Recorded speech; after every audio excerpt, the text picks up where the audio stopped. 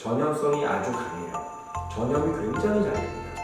50대까지의 기준으로 60%가 이 헤르페스 바이러스를 이미 몸에 어느 정도 갖고 있다. 그 시력을 회복할 수가 없는 경우도 안타깝지만 있습니다.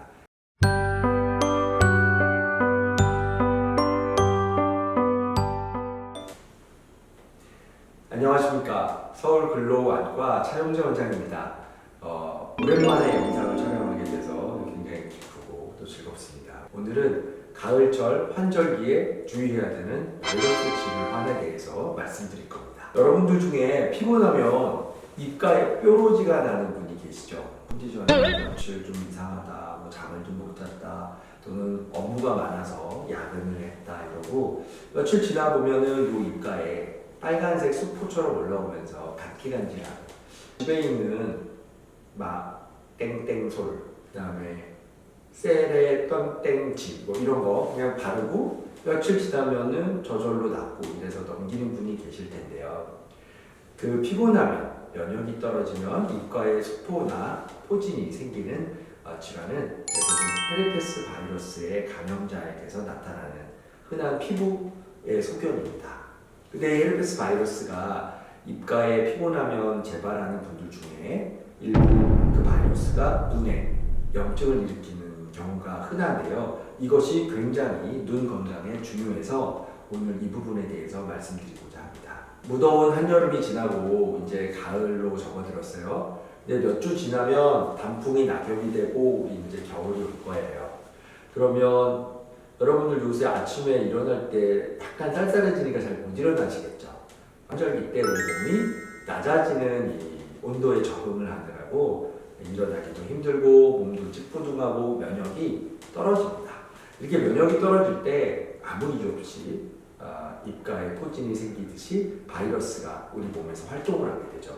이 아까 말씀드린 헤르페스 바이러스는 대표적인 몸에 내재해서 기생하는 잠복 바이러스 중에 하나입니다. 첫 번째 이 바이러스의 특징은 전염성이 아주 강해요. 전염이 굉장히 잘 됩니다. 세계적으로 보면 정상 환자 한 50대까지의 기준으로 60%가 이 헤르페스 바이러스를 이미 몸에 어느 정도 갖고 있다. 걸렸던 적이 있다거나 바이러스가 자주 재발하는 것을 앓고 지내는 분들이 그 정도의 비율로 많습니다.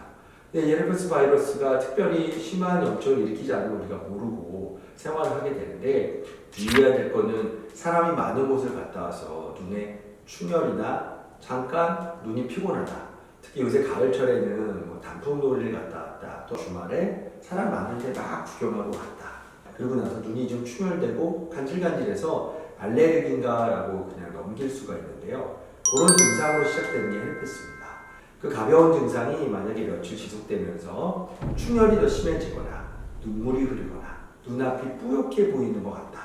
이렇게 보통은 한쪽에서 시작을 하니까 이렇게 비교해봐서 충혈되는 보이는 것도 침침해진다 그러면 반드시 안과를 찾아가셔야 됩니다. 그냥 단순한 알레르기 결막염인지 아니면은 헤르페스 바이러스에 의한 염증, 헤르페스 바이러스에 의한 결막염, 또 피부염, 각막염, 포도막염 이게 4가지 이상의 염증을 일으킬 수가 있어서 그런 것들로 인한 감별 진단을 확실히 받으시는 게 중요합니다. 며칠이 지나고 나서 그런 증상이 더 심해져서 안과로 오시게 되면 대부분의 경우에는 헤르페스 바이러스 염증이 심해져서 각막이 붓거나 특히 검은자, 각막의 경우에는 궤양이 생기기도 하고요. 검은자가 허옇게 변하는 영구적인 각막 혼탁이 후유증으로 남는 수도 있어서 시력에 영향이 미칠 수가 있고요. 그 시력을 회복할 수가 없는 경우도 안타깝지만 있습니다. 가을철에 어디 사람이 많은 데 갔다 왔다 또는 요새 좀 피곤하다 그럴 때 눈이 좀 가려워서 좀 비비고 말 수 있죠. 피곤해서 그런가 세수도 하고 근데 하루 이틀 지나서 증상이 충혈 그리고 침침하게 보이는 거 눈물 고이고 시린 느낌 이런 것들이 악화된다면 반드시 근처의 안과에서 진료를 받아보시는 게 중요하고요. 이 헤르페스 바이러스의 두 번째 특징은 재발을 잘해요. 말씀드린 대로 이 헤르페스 바이러스는 몸에 잠복해 있다가 우리 면역이 떨어지는 기회를 보고 염증을 유발해요. 또 신경을 타고 유발하는 경우도 있고 헤르페스 바이러스 각막염이 2번, 3번 이상 재발하는 환자들을 보면 각막이 어느 정도 뿌옇게 투명도가 떨어져 있습니다. 근데 이게 굉장히 심하게 재발하면 실제 시력이 떨어지게 되고요. 시력이 잘 안 나오게 됩니다. 흔히 들어보신 적 있겠지만 백내장이라고 뿌옇게 보이는 거는 단 1회 수술로 완치가 가능하고 굉장히 맑게 보일 수가 있지만 헤르페스 바이러스 각막염이 재발해서 오는 각막의 혼탁은 각막 이식까지 받아야 되는 경우도 있어서 영구적 시력 혼탁으로 이어진다는 말씀인데요. 굉장히 삶의 질이 떨어지고 우울해져요. 그래서 재발이 가능한 바이러스이기 때문에 우리들이 컨디션 조절을 잘하고 이 바이러스를 이겨내는 관리가 필요한 그런 바이러스 질환이 되겠습니다. 평소에 무슨 약을 먹어야 되나, 영양제 먹고 무슨 영양제, 뭐 비타민, 그다음에 이런 거 그런 거 아니고요. 일단은 이렇게 환절기 때는 우리 면역을 떨어지지 않게 잘 유지하기 위해서 규칙적인 운동이 중요하고요. 무리하지 않게 또 아주 무리하고 피곤해지지 않도록 컨디션을 잘 관리해 주시는 거, 이런 것도 굉장히 중요한 것 같습니다. 세 번째로 이 헤르페스 바이러스 치료에 대해 말씀드릴게요. 이제 안과에서 진료를 받고 헤르페스 바이러스라고 진단이 되면 항바이러스제를 투여하게 됩니다.